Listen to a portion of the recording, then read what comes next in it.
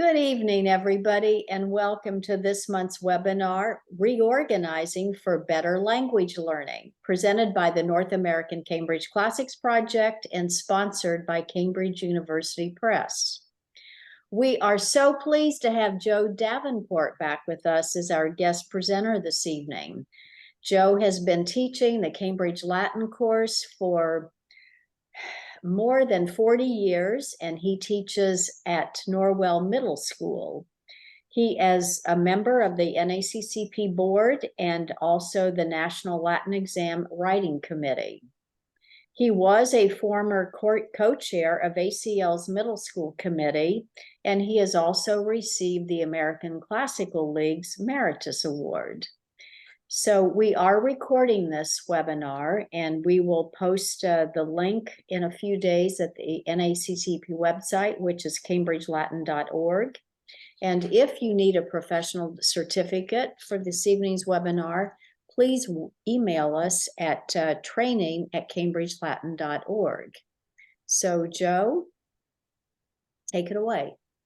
Thank you. I'm pleased to share some of the methods and activities that I've used in the Latin classroom and the theories and research that have shaped the teaching over my career.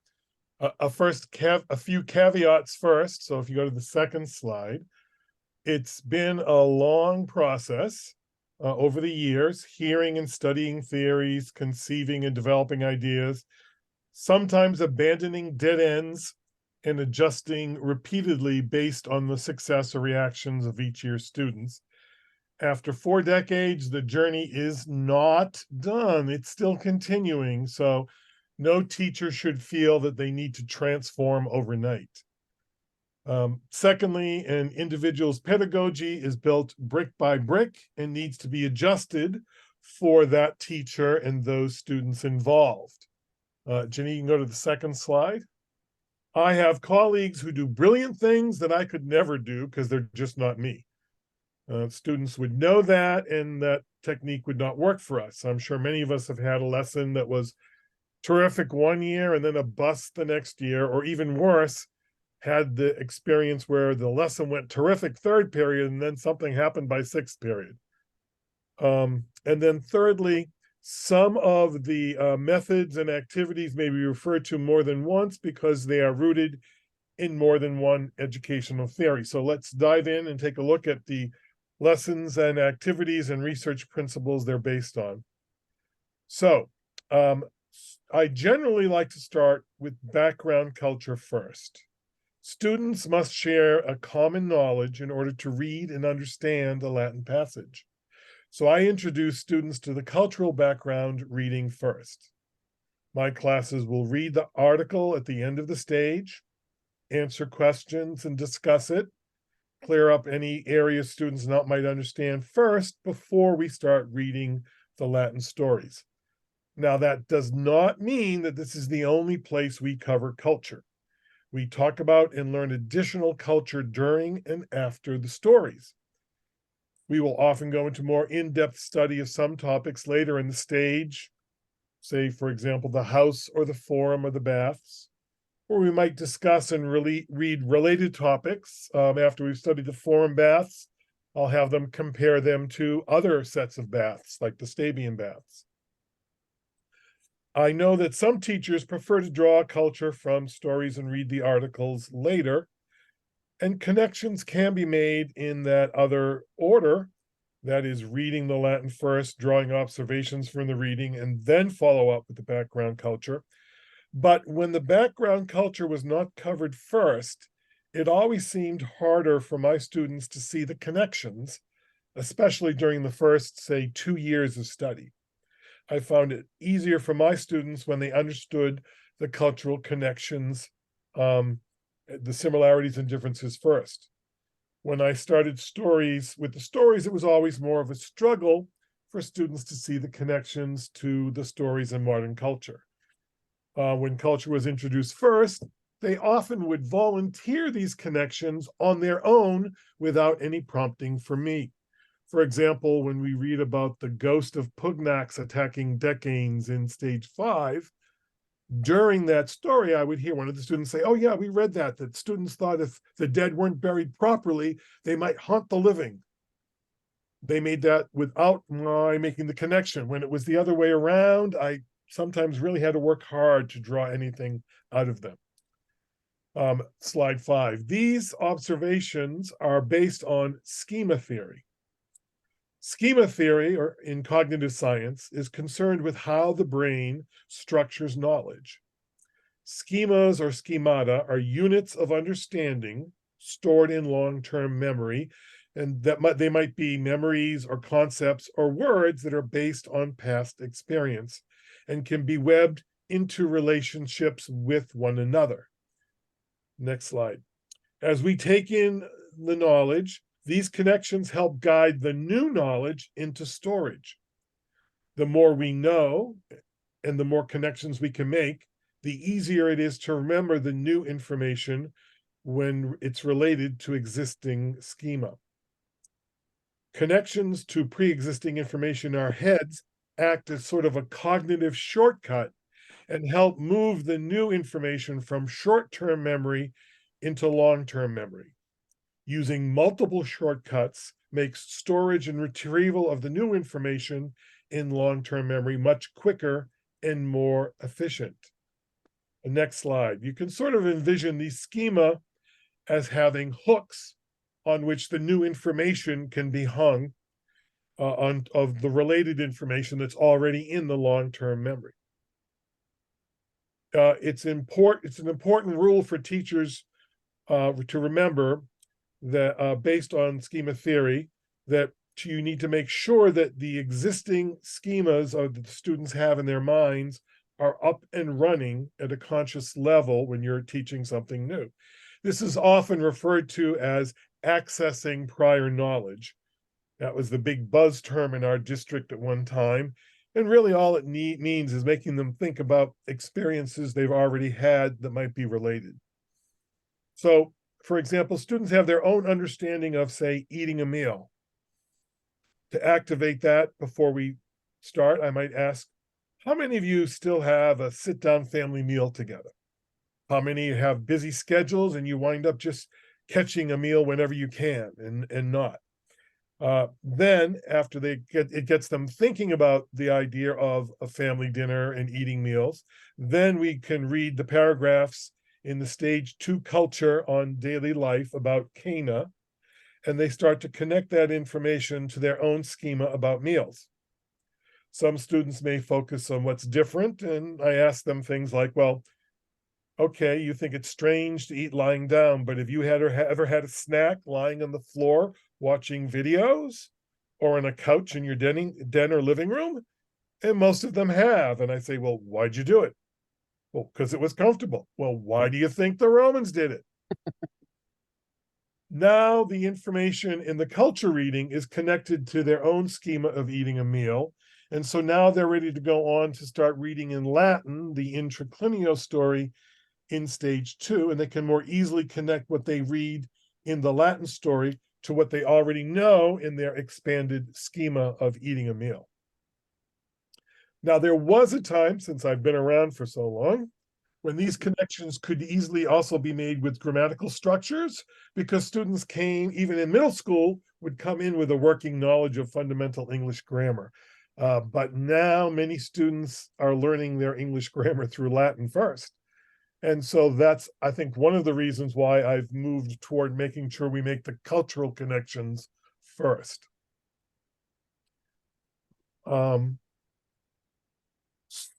Going on, as a quick experiment, I want you to look at something for a short time. You should have something nearby to write with later on. Okay, so Ginny, if you can go to the next slide. Give him a second to get something to write with.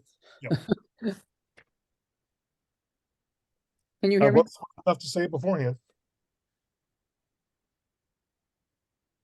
So now just look at this list and read it over for a little while. I'll give you maybe 15 seconds or so. Kind of read it over and see how much you can memorize of the list.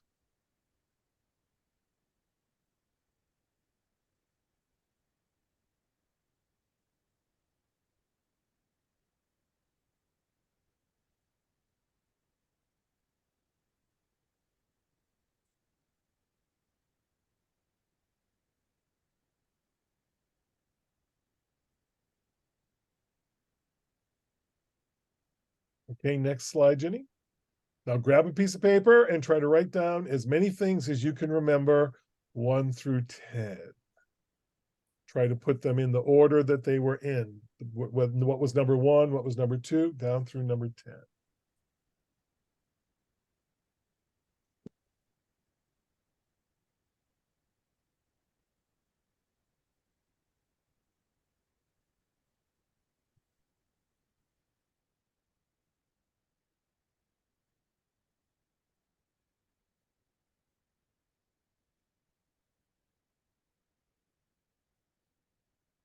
All right, let's see what we've got. Go to your next slide, Jenny. So how many of you were able to remember KEF or LAK or SAR, FIF? No. I got up to 4. How many people could remember VEK or LUN? No one, or almost no one. I'm sorry, I got to 5, yeah. Yeah, okay, And I So- didn't remember loon or nem at all. right. So this is the most recent and important change in my teaching and lesson planning, and this is called the primacy recency effect. And it predicts, if you can go to the next slide, Jenny, when remembering a series of items, the first and the last few items in the series are the ones that we are most often and best able to remember. This work was done by David Sousa. You can go to the next slide.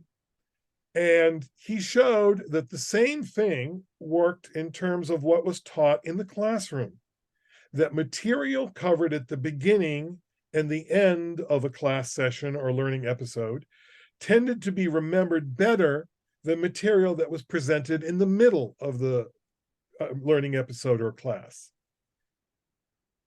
So you can see a graph here of how the degree of attention worked as time went on in the period. Next slide.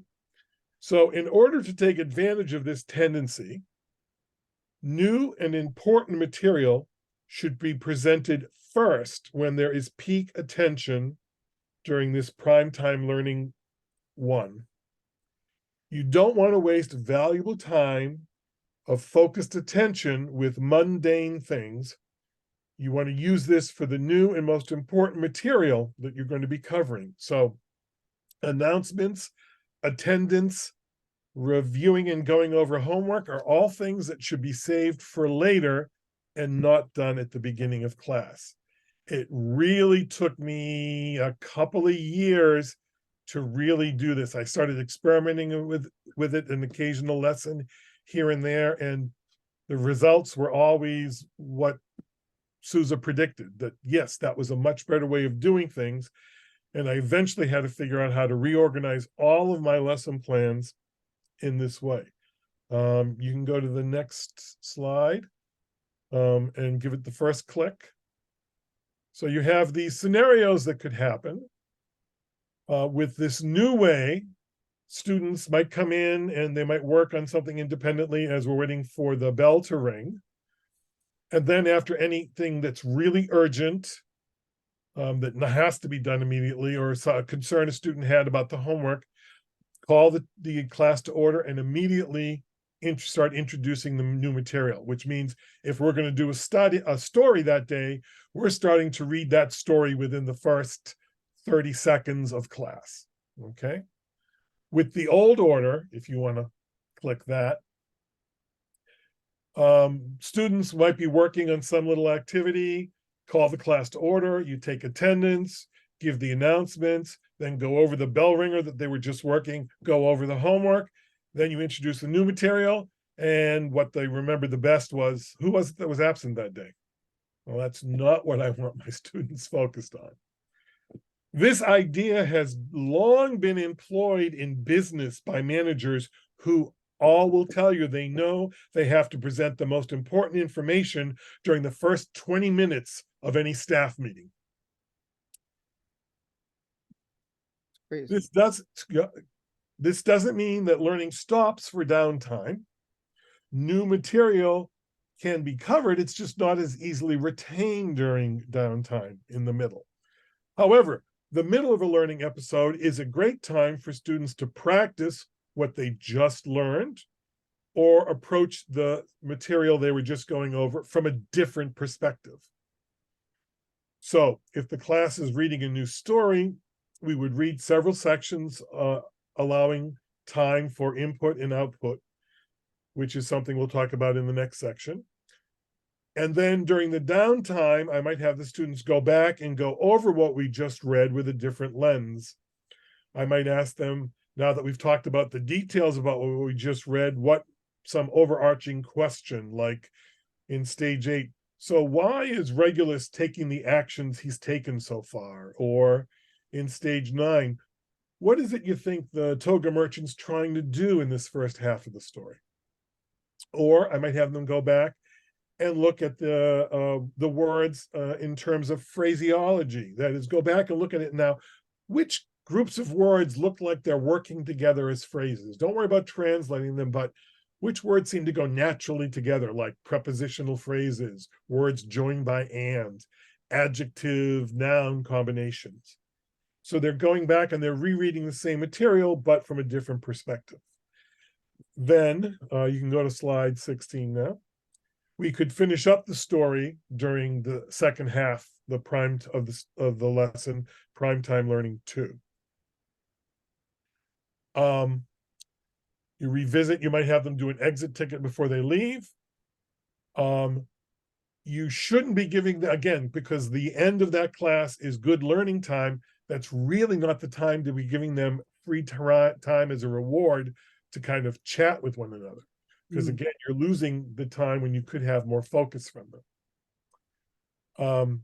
If I'm going to give my kids a breather or a break, it's going to be during that downtime in the middle of the period. Also, in large block classes, it's a good idea to have multiple beginnings and endings, because you can go, let me see, we're on slide 16. This assumes that you're using the entire 45-minute period for one learning activity. If your learning activity was only 20 minutes, then the amount of downtime actually decreases, and the retention chart would look like this on the next slide. So you still have downtime, but it's a much narrower range. Inversely, if a learning episode lasts 80 minutes, say you have a long block, the amount of downtime increases, and the retention chart looks like this in slide 18. So as many teachers who are on block schedule can tell you, when you have an extended period, it's much better to have multiple learning episodes during that extended period. So you could have, say, 2 20-minute learning episodes during a 40-minute class, or 4 of them during an 80-minute class. This would decrease the total downtime. So when I can, I'm always trying to plan my lessons when possible with 2 or 3 different activities per 45-minute class. One of them is usually less important than the other 2, so that if one of the important ones is running over, I've got some squish time that I can play with. So if I'm going to do a story that's going to require a lot of time, I might actually break it into 2 parts and do it over 2 different class periods. And I would vary the activities dealing with the story during the period. It might be one part where the teacher reads and the students discuss and sew together the major points. I could have the students reading the Latin aloud and answering questions. I might have them do the phrasing. I might have them illustrate a particular paragraph. Or I might give them, after we've read part of the story, I might give them some pictures to then draw captions from the reading that we just did. Which sentences would make the best captions for these pictures? Did I jump ahead of you? No, you're good. So 2 of the factors in the retention of material are the time in minutes and what most people don't realize, its placement during a learning period. Okay, you can go to the next slide. So we now know that what is first and last is what we remember best. So use those last minutes of class well. You can click remind students of what they learned. You can click use an exit ticket. You really don't want to let them socialize. You want to try and find a way to keep them engaged in the topic and provide multiple beginnings and endings, especially in longer block classes. Okay, good. We're good to go on to the next slide. So now that we're using, and you can give it a click, I think we can read that better. There we go. Using peak attention times for learning, we now want to capture the students' attention and encourage their participation in class discussions and activities. In order to do that, students need to feel comfortable when contributing. This is what Stephen Krashen refers to as lowering an affective filter. And this is the third factor in the retention of material. You can go to the next part of that. So students learn subjects of high complexity, such as a language, better with lower stress. That's from work by Eric Jensen. And then again, click, and it gives us the idea that the brain will block out this language input when there's a lot of anxiety or low confidence. Okay. So after a small section of a story has been read out loud in Latin by myself or by students in pairs or small groups, I always have them take a minute or two to talk about what they just think occurred with a partner. Okay, an individual, it might be pairs, it might be groups of 3, very small groups. And only after they've shared, then do I ask them to contribute to class discussion about the key points in that section of the story. It's much less risky for a student to talk with a peer rather than having to talk to the teacher or the entire class. Also, in class discussion, I start by asking student volunteers to tell me one thing that happened, or one thing they think is true in that part of the story. So they're just telling me what they want to tell me. I'm not asking them questions first. And I use their contributions to knit or weave together the plot in that section of the story. I do this rather than asking comprehension questions right away, because that could immediately worry some students about what they do not know. And I want to start with what they do know and build on that for as long as I can. Then, if some important details are left out after we've had this discussion, I can then start asking comprehension questions that might draw out those particular details. So the class doesn't start out focused on students worrying about what they don't know, but rather building on what they do know. And this is also sort of related back to what we said earlier about schema theory, where new information is hooked on what students already know. Next slide. So this is just a reminder about Krashen's affective filter, the idea that high motivation or low motivation and low self-confidence and anxiety are all things that can affect how much input the student can direct their attention to. Next slide. Krashen's affective filter states that in the presence of this anxiety or low confidence, the brain sets up a filter that hinders or blocks the input of the second language. So decreasing the affective filter, as I've just talked about, and increasing the positive emotions in the class increase the chances of successful input of the second language. And then this success then increases motivation for future success. I really had great results with this. Students who are very shy, very reticent, very unsure of a lot of things, when I just say, talk with a partner, and now just tell me one thing, anything about what you just read. Can you just even name me one of the characters that was in this or the location? And when they realize they can do that, then that leads them to realizing they can probably do more.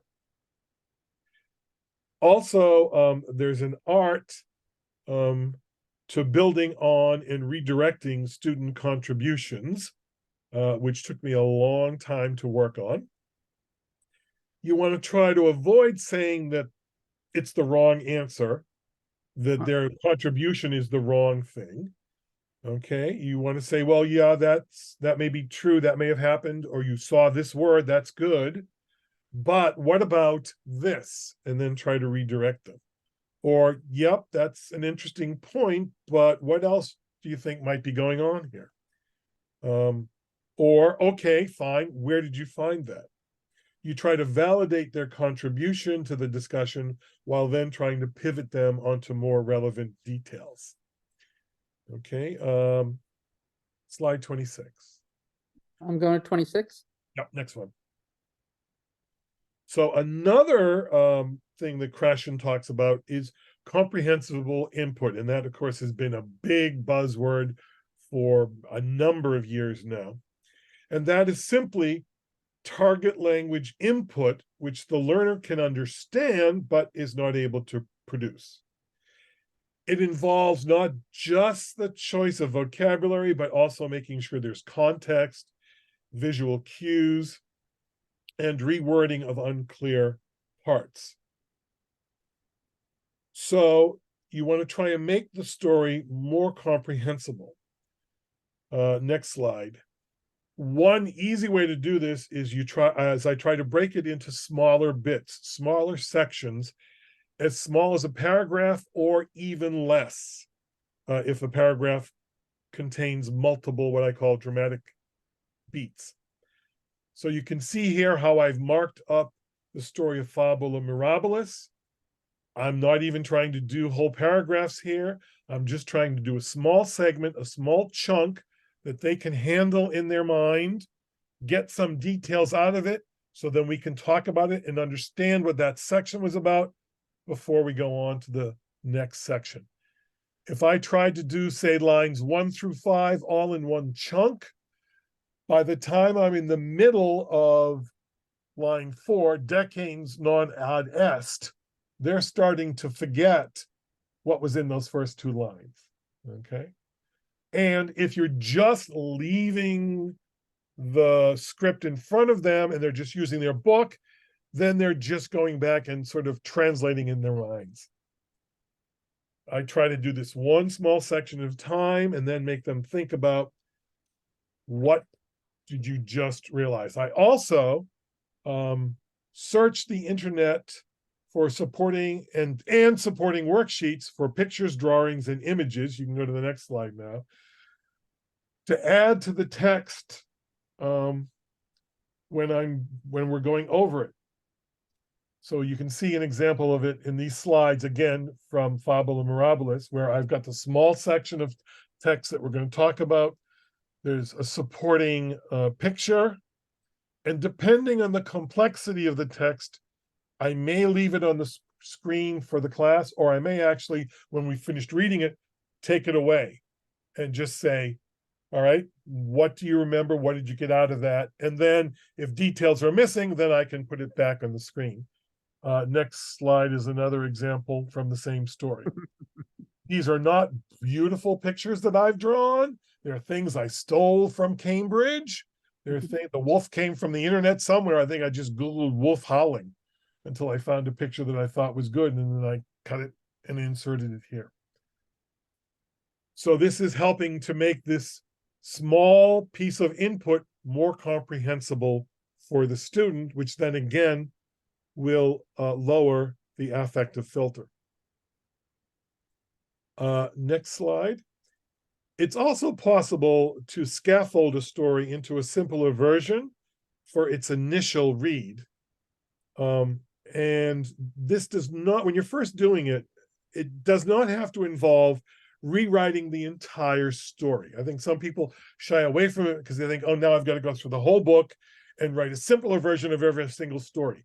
When you're starting out doing this, you can start out by simply doing what I've done here, is removing or blocking out unnecessary details, words, or phrases that aren't part of the main parts of the story. So they're reading the skeleton of the story first, decreasing the stress on that initial reading.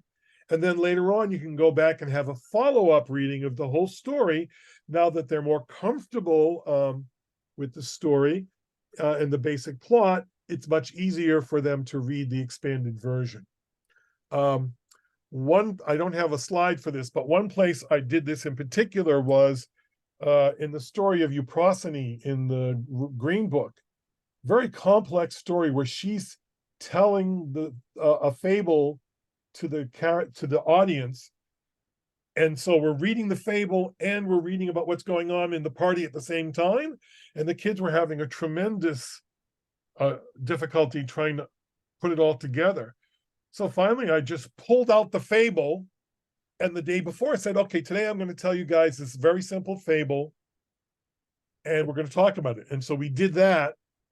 And they accepted that. And then the next day, we did the whole thing with the party. And then when they got to the parts of the fable, it was like, oh, I don't have to I know what this is about.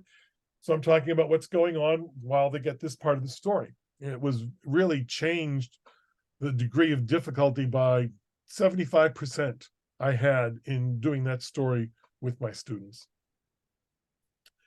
The scaffolding, if you go to the next slide, you can actually see the parts that I cut out. Yeah, the trumpet sounded is a nice thing, but there's a new word there and they don't really need it at the moment. So leave it out for later. And I think I have one more slide on this. And then when I went back to do the full story, what I did is I think I gave them a paragraph at the time.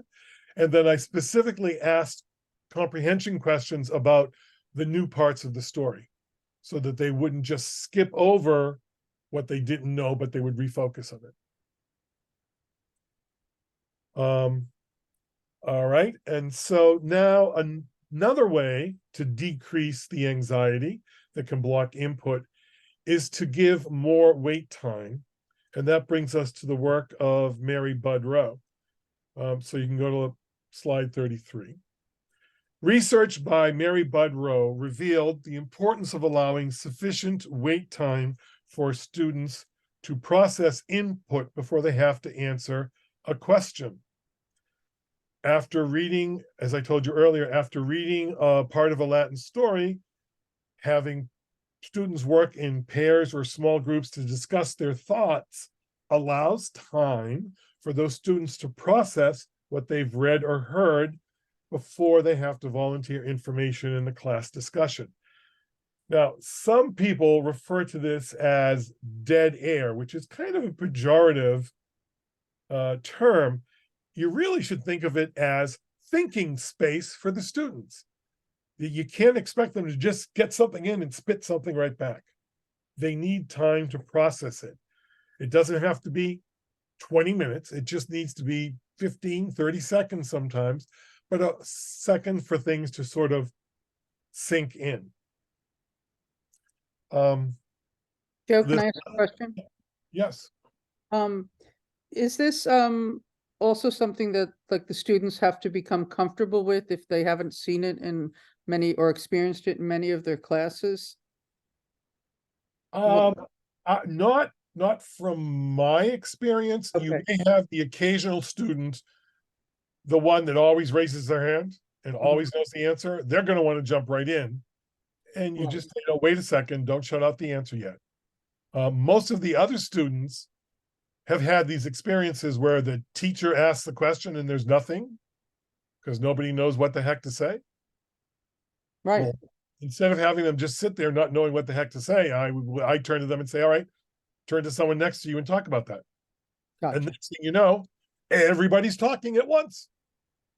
I just meant, I think some kids get so used to that kid who raises their hand right away, or the teacher going to the first person that knows something, that I guess I remembered in my class, some kids took a few tries to realize I was serious about wait time. Mm-hmm. That's all I was asking. Yes, and like I said, I have at least one or two of those students in my class every year, and I might have to say to them the first couple of times, hang on, we'll get to it in a second.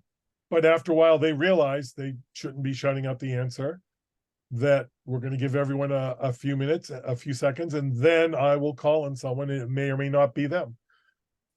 Oftentimes it's not. That's another important thing. You don't want to always wind up calling on those same one or two students, because then they're doing the learning and the others aren't getting the benefit of that. Also, this thinking space lessens the anxiety, because if a student draws a blank or they can't figure out where to start, either their partner feels the same way and now they realize, oh, I'm not alone, or their partner has a sense of where to start, and then that gets them on track.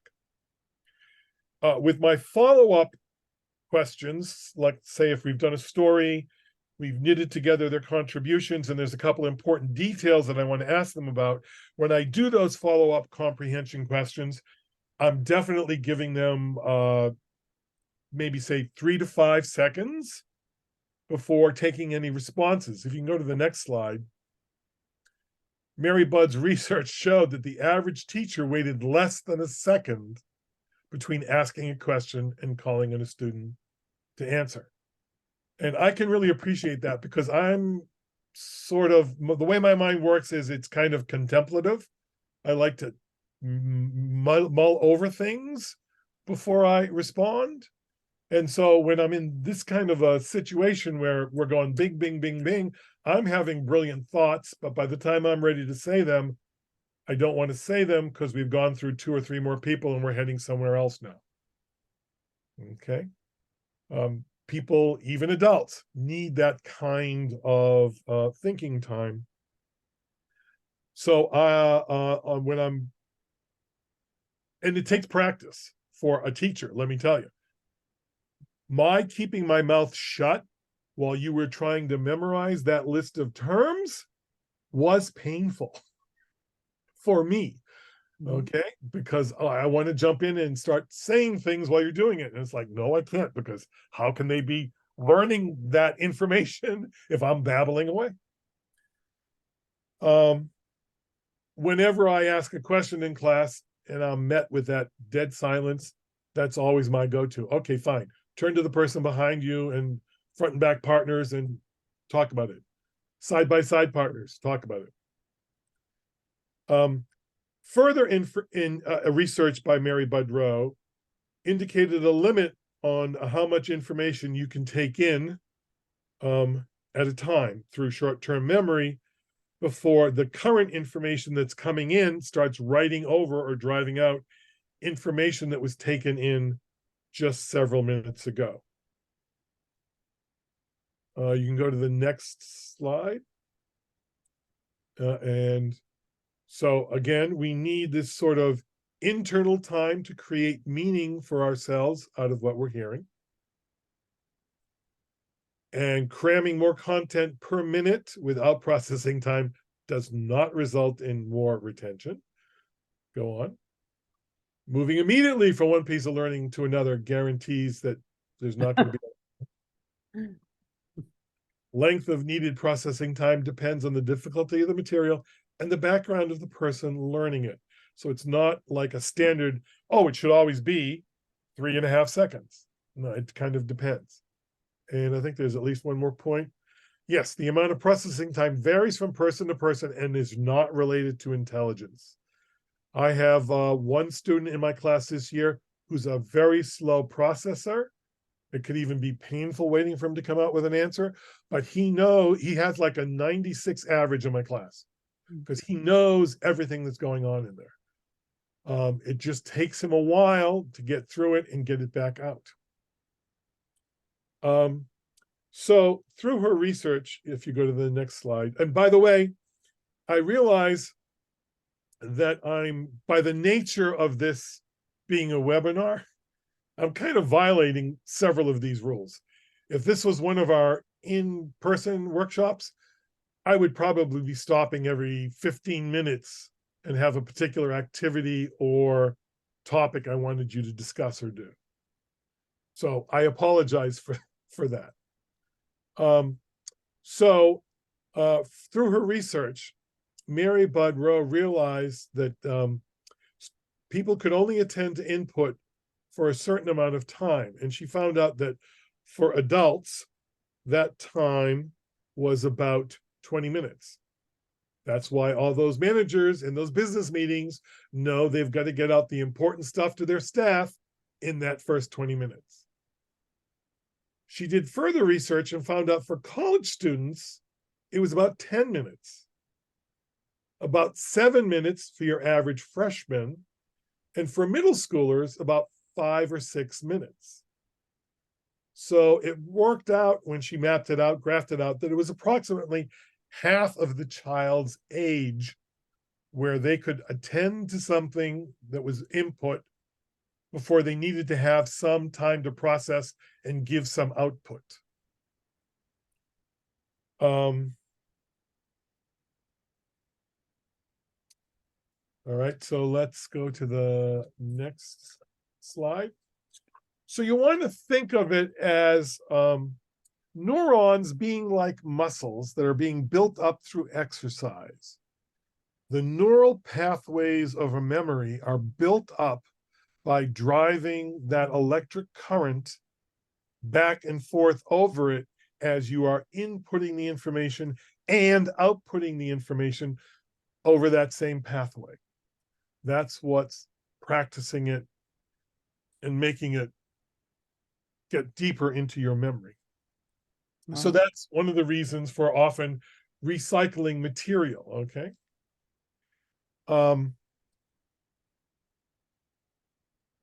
You can go to the next slide. So this is the research that we were just talking about.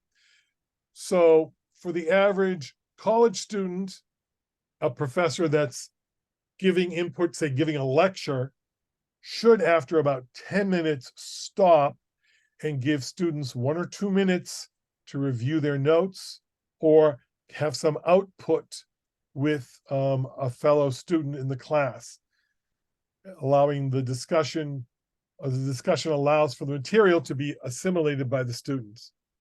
For younger students, high school students, it's more like an 8-2 format that you shouldn't give more than 8 minutes of input before there's 2 minutes for review and discussion and output, and about 6 to 2 minutes for format for middle schoolers.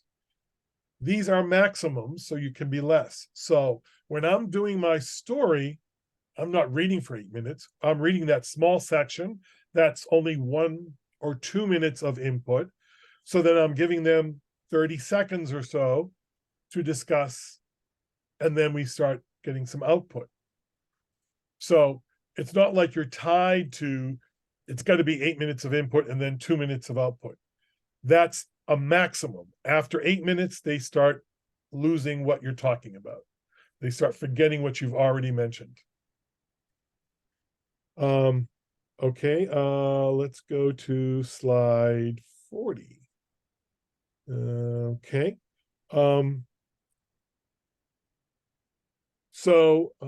Classroom implications here.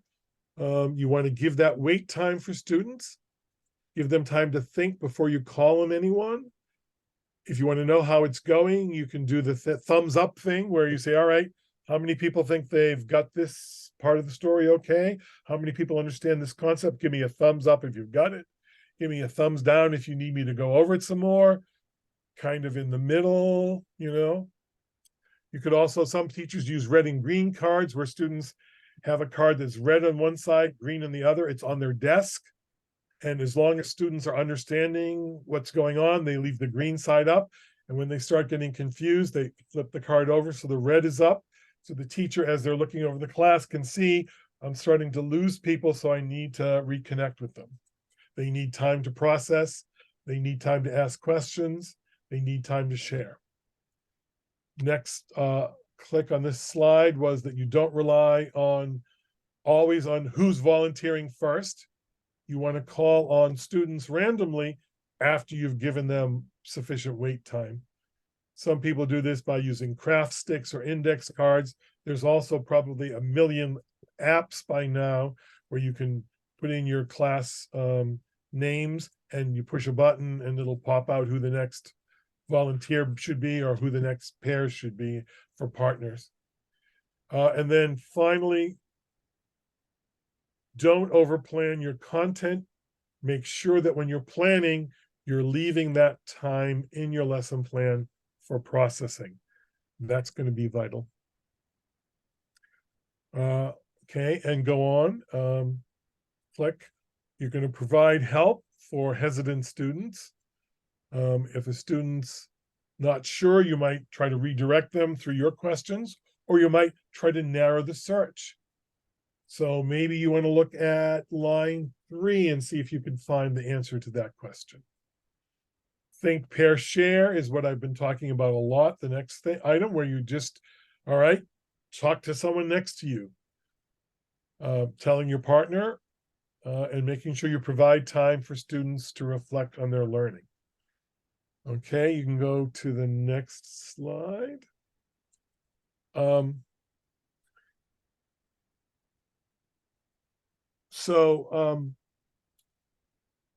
concept that I've employed when in dividing stories into paragraphs or subparagraphs is the idea of dramatic beats. In a paragraph, sometimes you'll see, even though it all goes together as a paragraph, one part of it's going in one direction and then another part of the paragraph kind of going in a different direction. And so that's when you might want to split that paragraph into separate sections. A short section or dramatic beat of a story is, you read that, it's always going to be less than 6 minutes. Then your pairs discuss for 15 seconds or so, and then volunteer what they've gotten.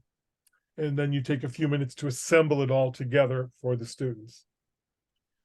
I use a lot of pair work. You can go back to slide 42 and stay there for a second. All right. That's okay. It was actually me losing my place in my notes. Okay, because I couldn't figure out where you were in your notes. That's why. The 10-2 format makes these paired and group work for output very important in my classes. They're used in a lot of different activities because language is meant to be social. The objective of language is to take the thoughts, ideas, and feelings that are in one person's mind and put them into another person's mind, whether that's through gestures, vocal input, or reading input. But any paired group work has to be well defined and time limit and goals clearly set out. If students are working on, say, a written worksheet in pairs, and the directions are read and answer these questions, well, then the students feel like we probably have time to waste while they're doing this. If you're telling them read the first 2 paragraphs and answer questions 1 through 5 in the next 8 minutes, please, then this indicates importance and gives them benchmarks to focus on. Circulating the room is obviously important, checking on the answers to particular questions or how many questions a group has answered so far telegraphs to the students that they need to keep on track without saying, are you doing your work? And you can always extend time limits if you deem it necessary. If the 8 minutes you gave is clearly not enough and everyone's been on track, then you can extend it a minute or 2. And then you do a quick check on the answers and then go on to your next section or benchmark. My thought has always been if 8 groups of 3 are working on something, then at least 8 students are focused on the task rather than the one called on to answer a question. My groups usually start off geographically based until I get to know the students, and then I'm seeding the groups carefully. You know, maybe one top student, one slower student, one middle student. Oftentimes it's one student who seems to be passive, another student who's obviously better at drawing out people and carrying on conversations. This paired work is pervasive in my lessons. And this think, pair, share is used in story time, but it's applied to other things as well. So you can go on to the next slide. So here's one thing that I would have them say do in pairs. This story from the Intraclinio and Mercator stories, where the slave girl comes in and sings, and then they fall asleep. And I'll say to the class, well, do you think this is rude? Some people do, and some people don't. And then I'll say to them, well, I don't think it's rude. I think it might be acceptable in this kind of social situation. Why would that be? And of course, they have no idea at first. And then I say, all right, well, talk in pairs and talk about why you think they might be falling asleep. Okay. So there's just a few of us here. So does anyone have any ideas why during this wonderful entertainment that was pleasing them after dinner, they fell asleep? Does anyone have any ideas? I'll give you a few seconds to think about that.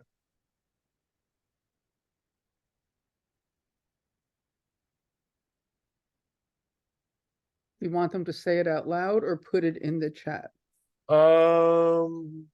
I guess might be less confusing if they put it in the chat and then Martha could read it, the suggestions.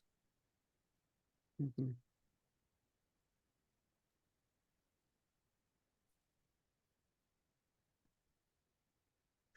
Okay, Excellent. they just ate, and after you've eaten, that makes you sleepy. Right, your body is The focusing on the wine makes you digestion. sleepy. Yep, good. You got 2 out of the 5. Too bad I can't spell sing. So while it's possible they don't like the singing, the story specifically says the slave girl pleased the merchant and the master. So they seem to be pleased with what she's doing. Okay, they are already in a sleeping position. Music can make you fall asleep. Yep, I think we got 4 out of 5. I think we're just about there. And it's interesting because sometimes the reclining one is one they don't get. And I'll say to them, well, if you think about it, you're already lying down on comfortable cushions. You don't think about that nowadays because you're sitting up at a table. So to fall asleep, that means your head goes forward and bangs into the table. So that's a much more difficult thing. So you can go to the next slide. And those are the main 5 items. The other one was, this is Cana, so it's at the end of the day. So they're probably tired from a full day of work to begin with. So that's a situation where when I ask them that, I would say, okay, turn to a partner, let's discuss that, and then see what we got. I also, besides just having them turn to a partner, if you go to the next slide, I have standard partners that they've figured out on this particular sheet here. This is what some people refer to as clock partners, and we fill it out on the first day of classes, imperial allies. And what they do is they find another student in the class that has the same emperor line open on their sheet, and they sign each other's sheets. And they try to go around and get the 5 different signatures in the class. They can't have the same student name on their paper more than once. Once they're all signed up, then you might want to run through it once to make sure they all follow directions, because there's always someone that doesn't listen to the directions. So you may have to adjust their paper. And then they have these 5 partners that are in different parts of the room. And when I want them to go to someone different for a change, instead of always talking to the person they're sitting next to, I can say, all right, now go stand with your Caligula partner and discuss this. Go stand with your Nero partner and discuss this. There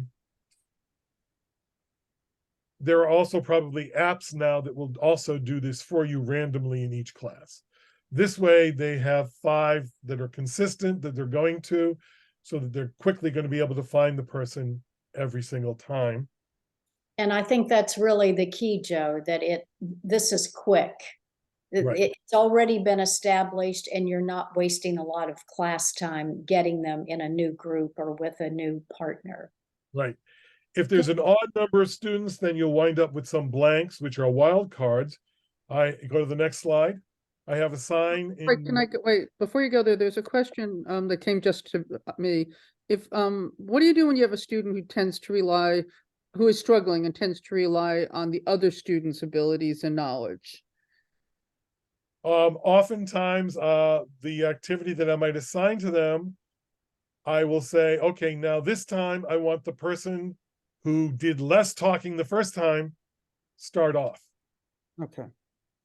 Something like that. I have had to do on several occasions. And I would think this kind of reassigning people to different partners and groups would keep that from becoming too prevalent. Right. Also, I have a copy of these sheets myself, and so I know who are the students that are having problems, that are reticent, and I know which partners are better for them to be with. And so I might use that particular partnership a lot more often. Also, when they sign up, they obviously go to their best friend first. And by the time they get to the bottom of the list, they're just grabbing whoever's left in class. So if you're worried about them doing too much socializing, you avoid the one at the top and go more to one at the bottom. Yeah. So if you've got this odd number of students, then you're going to have someone who's a wild card. And I have this corner of my room. It's called the I don't have a partner or I'm a wild card corner. You go there if you're the wild card. Also, if your partner is absent, you go to that corner. And if there's two of you, guess what? You're partners for that day. If there's only one person there, then I allow them to triple up with a group. If it's someone I trust, I'll let them pick whoever they want to triple up with. If it's someone I'm worried about, I might tell them which pair I want them to triple up with. Gotcha. Okay. I used emperors here because there was a social studies teacher that was doing this with clock partners, 1 o'clock, 2 o'clock, 3 o'clock. And they realized after a while the students had memorized who their partners were. And it was kind of ridiculous. So he decided to have them, instead of do 1 o'clock, 2 o'clock, do state capitals. And then after a couple of months from doing this over and over again, they had memorized state capitals. So I knew I wanted them to learn the emperors. So I decided to do it with the first 5 emperors' names. So that when we go to learn emperors, they've already learned those 5 names thoroughly. Brilliant, Joe. It really is. It really is. I think we're getting close to time now, right? Yes. So rather than going on, I had a few points about multiple intelligences and feedback, but I think I'd rather take another minute or two to see if there are any other questions or concerns from our participants rather than just my droning on.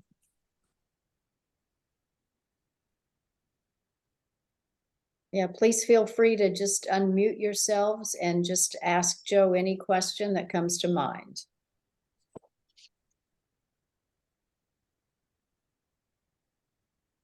Thank you so much for your talk. It was very helpful, took lots of notes. Just wanted to ask if there's anything in particular for vocabulary and helping that sink in over the long term in a way that isn't, I mean, there's certainly my students have to spend time at home, but what's something that we could do in class that will help with retention in particular? And it could be like a game or an exercise or anything that you can suggest. Yeah, thank you. Simplest thing is the important words from the list at the end of the chapter. I have them typed up on large sheets of paper, just maybe 5 words, not more than 6. Okay. And I'll have them at the back of the room on the wall. I'll put them up one at a time on different days. And during that downtime in the middle, I'll say, all right, now go to your Gus's partner, practice those 6 words. The next day, go to your Tiberius partner, practice the next 6 words and review the ones from before. And we'll do that as we go through the chapter. Now, the amazing thing is, it's just the Latin words listed on the wall at the back of the room, right? Now we have the vocab quiz. And during the vocab quiz, kids are writing and then they're going, and then they're turning around to look at the list at the back of the room. And then they remember what the word means and they write it down. The only thing that's there is the Latin word. Why are they doing that? Because language is social, and they're thinking back to, oh yeah, when I was talking with Sam, what did we say that word meant? Oh yeah. And it's made that connection through an interpersonal way rather than just a visual way or auditory way. So that's a simple thing that I do, takes maybe 2 minutes per class over several classes, and it really improves their vocab retention. I love that, especially using that downtime in the middle for an activity like that. That's brilliant. Thank you so much. Give them a break from whatever you're doing. And you're modeling breaking things into small bits, because a lot of times students have never been given permission to learn in segments. You know, it's go home, learn this thing, you know. And one of the things I would do, just old-fashioned thing with flashcards, is the kids would always say, I can't memorize this many. I'd say, well, just pick out the ones you know. And, you know, and then do those 2 more times. And they'd be like, but I don't know the rest of them. But we've just established that out of 20 words, you know 7 or you know 10 or whatever, you know. Is there 3 you might know, you know, that kind of thing. The other thing, if this only works if you have like the technology, which would be a smart board, is I type up the words with the meanings next to them on a program called Notebook, and I put a block over the answer for what it means. And they can go to the board and they say what the word means, and then they tap on that block and it disappears and it shows them what the answer is. I just started randomly doing that one day with my lower level class. They couldn't wait to do that. It was really helpful for them in memorizing vocabulary, in memorizing endings.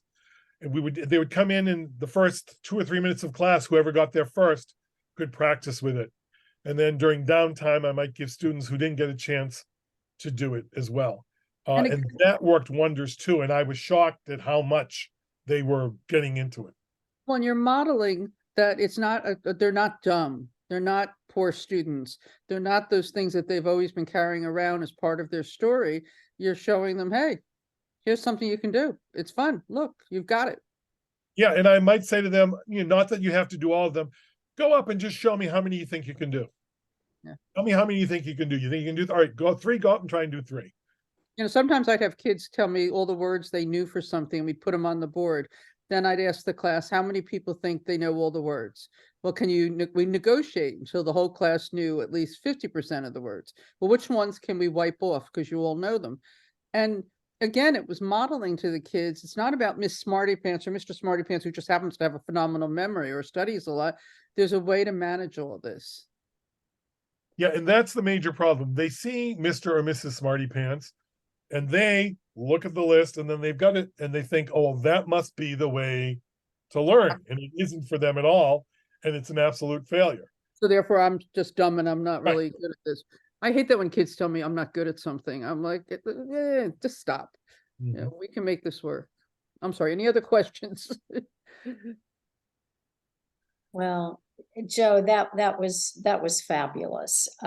Really well done. And golly, the research that you provided and with the examples, I hope everybody got some really good takeaways from this. It was just fascinating. And I think it's something that each and every one of you can use in your classes. So thank you so much for joining us. I am going to stop the recording, and